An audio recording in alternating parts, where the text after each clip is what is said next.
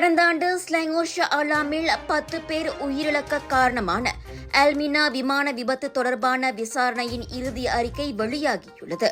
அதில் விபத்துக்கு முதன்மை காரணமாக புரோட்டோகால் பிரச்சினை கண்டறியப்பட்டுள்ளது. அதாவது விமானத்தை தர இறக்குவதற்கு முன்பான பரிசோதனையின் போது விமானி தவறுதலாக லிஃப்ட் டம்ப் ஸ்பாய்லர் பட்டனை அழுத்தியிருக்கிறார். கட்டுப்படுத்தப்பட்ட வழியில் ஏர்ஃபாயிலின் லிஃப்ட் கூறுகளை குறைக்கும் ஸ்பாய்லர்கள் பெரும்பாலும் விமான இறக்கையின் மேற்பரப்பில் இருக்கும் தட்டுகளாகும். இவ்வேளையில் விமான பணியாளர்களுக்கான இருக்கைகளின் வரிசையும் நிர்ணயிக்கப்பட்ட வழிகாட்டியை பின்பற்றவில்லை. விதிமுறைகளுக்கு எதிராக முதன்மை விமானி வலது இருக்கையிலும் துணை விமானி இடப்பக்க இருக்கையிலும் அமர்ந்திருந்ததை விசாரணை அறிக்கை சுட்டிக்காட்டியது. இப்படி இடம் மாறி உட்கார்ந்த காரணத்தால் தகவல் தொடர்பு பரிமாற்றத்தில் சிக்கல் ஏற்பட்டிருக்கிறது. விமான பணியாளர்களின் மேலாண்மையிலும் பலவீனம் நிலவியுள்ளது.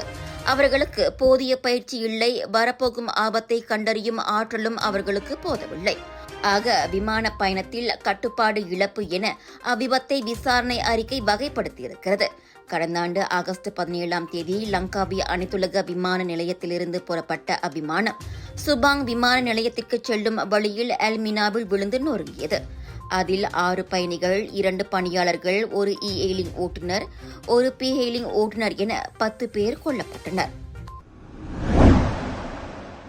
பாலேபூலாவில் பிட்காயின்களை எடுப்பதற்காக இறந்த நபரின் அடையாள அட்டை விவரங்களை வாடகை வீட்டு ஒப்பந்தத்திற்காக பயன்படுத்திய குற்றத்தை ஒப்புக்கொண்ட வணிகர் ஒருவருக்கு நீதிமன்றம் 6000 ரிங்கிட் அபராதம் விதித்தது. குற்றம் சாட்டப்பட்ட அந்த 42 வயது சாங் லிம் 2021ஆம் ஆண்டில் ஒரு வாடகை வீட்டின் ஒப்பந்தத்தில் கையெழுத்திட இறந்த 48 வயதான சியூ கோ வா என்பவருக்கு சொந்தமான அடையாள அட்டையை பயன்படுத்தியுள்ளார். தினாகா நேஷனல் பர்ஹாட்டில் இருந்து சட்டவிரோதமாக மின்சாரம் திருடி பிட்காயின் சுரங்க நடவடிக்கை மேற்கொள்வதற்காக வாடகை வீட்டிற்கு இறந்தவரின் விவரங்களை வழங்கி 43 வயது சுந்தரேசன் என்பவரை ஏமாற்றியதாக குற்றம் சாட்டப்பட்டது. குற்றவியல் சட்டத்தின் பிரிவு 419 கீழ் குற்றம் சாட்டப்பட்டுள்ள நிலையில் அபராதம் விதிக்க தவறினால் 8 மாதங்கள் வரை சிறை தண்டனை விதிக்கப்படும். பேராக் பாரிட் புந்தார் பக்கான் தித்தி செரோங் பகுதியில் குப்பை தொட்டி அருகே பச்சிளம் பெண் குழந்தை கைவிடப்பட்டது தொடர்பில் 3 கைதாகியுள்ளனர். அவர்கள் முறையே 2 ஆடவர்கள், 1 பெண் என பேராக் போலீஸ் தலைவர் டாக்டர் அசிசிமாட் அரேஸ் தெரிவித்தார். 2 ஆடவர்கள் செய்திருந்த போலீஸ் புகார் முன்னுக்கு பின் முரணாக இருந்ததை அடுத்து அந்த கைது நடவடிக்கை மேற்கொள்ளப்பட்டது. உயிருடன் கண்டெடுக்கப்பட்ட பெண் குழந்தை அவ்விரு ஆடவர்களில் ஒருவருக்கு பிறந்ததாகும். தஞ்சங் பியாண்டாங்கில் வசிக்கும் 20 வயது பெண்ணுடன் கொண்ட கள்ள உறவில் அந்த குழந்தை பிறந்திருக்கிறது. பொய் போலீஸ் புகார் தொடர்பிலும் அவர்கள் விசாரிக்கப்பட உள்ளனர். தொப்புள் கொடி அறுக்கப்படாத அந்த பச்சிளம் குழந்தை குப்பை தொட்டி அருகே துண்டால் சுற்றப்பட்டு பேசினில் இருந்ததை வழிபோக்கர் ஒருவர் கண்டெடுத்து போலீசுக்கு தகவல் கொடுத்தார். தற்போதைக்கு அந்த குழந்தை பாரிட் புந்தார் மருத்துவமனையில் பாதுகாப்பாக உள்ளது. காசா போரில் காயமடைந்த 41 பாலஸ்தீன பிரஜைகள் தற்போது சுபாங் விமான தளத்தில் உள்ள ஹெங்க 16 ஸ்குவாட்ரன் படைப்பிரிவில் நோய் அறிதலுக்கான முதற்கட்ட பரிசோதனைக்காக தங்க வைக்கப்பட்டுள்ளனர். இந்த நோய் அறிதல் பரிசோதனைக்கு பின்னர் 26 ராணுவ மருத்துவமனை வாகனங்களின் வழி துவாங்கு மீசான் ராணுவ மருத்துவமனையில் ஒதுக்கப்பட்டுள்ள 3 வார்டுகளில் தங்கி சிகிச்சை பெறுவார்கள் என பாதுகாப்பு அமைச்சர் டத்துஸ்ரீ காலித் நொருடீன் தெரிவித்திருக்கின்றார். அந்த 41 பேரில் 21 பெண்கள், 20 ஆண்கள் என 8 மாதங்கள் முதல் 42 வயது வரை உள்ள நோயாளிகளில் எலும்பு முறிந்தவர்கள், தலையில் கடுமையான காயங்கள், குறிப்பாக கை கால்களை இழந்தவர்கள் ஆவர். இதனிடையே அந்த நோயாளிகளின் குடும்ப உறுப்பினர்களில் பெரும்பாலும் குழந்தைகள் என்பதால் மனிதாபிமான அடிப்படையில் அவர்களின் மொத்தம் 86 குழந்தைகளும் இங்கு கொண்டுவரப்பட்டதாக அவர் கூறினார். காயமடைந்த பாலஸ்தீன நோயாளிகளை ஏற்றிக்கொண்டு வந்த அரசு மலேசிய விமானப்படைக்கு சொந்தமான 2 ஏர்பஸ் A400M விமானங்கள் இன்று சுபாங் விமான தளத்திற்கு பாதுகாப்பாக வந்து சேர்ந்தன. இஸ்ரேலிய வன்முறை மற்றும் கொடுமைகளை எதிர்கொண்ட நாட்டிலிருந்து பாலஸ்தீன நோயாளிகளை சிகிச்சைக்காக அழைத்துச் செல்லும் 5வது நாடு மலேசியா ஆகும். 70வது தேசிய திரைப்பட விருது விழாவில் சிறந்த தமிழ் திரைப்படமாக இயக்குனர் மணிரத்னம் இயக்கத்தில் வெளியான பொன்னியின் செல்வன் பாகம் 1 தேர்வு செய்யப்பட்டுள்ளது. இந்த படத்திற்கு சிறந்த படம், ஒளிப்பதிவு, சிறந்த பின்னணி, இசை, ஒளி சேர்க்கை என 4 பிரிவுகளின் கீழ் விருதுகள் அறிவிக்கப்பட்டுள்ளன.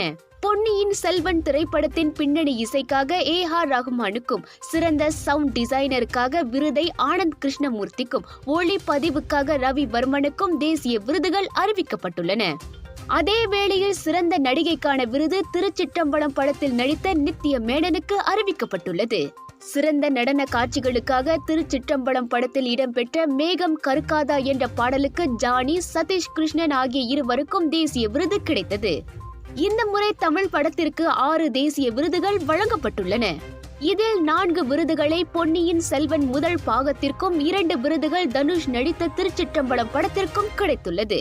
இதனிடையே சிறந்த மலையாள திரைப்படமாக சவுதி வெளாக்கா, சிறந்த கன்னட திரைப்படமாக KGF பாகம் 2, சிறந்த தெலுங்கு திரைப்படமாக கார்த்திகேயா பாகம் 2, சிறந்த ஹிந்தி திரைப்படமாக குல்மோஹர் ஆகியவை தேர்வு செய்யப்பட்டுள்ளன.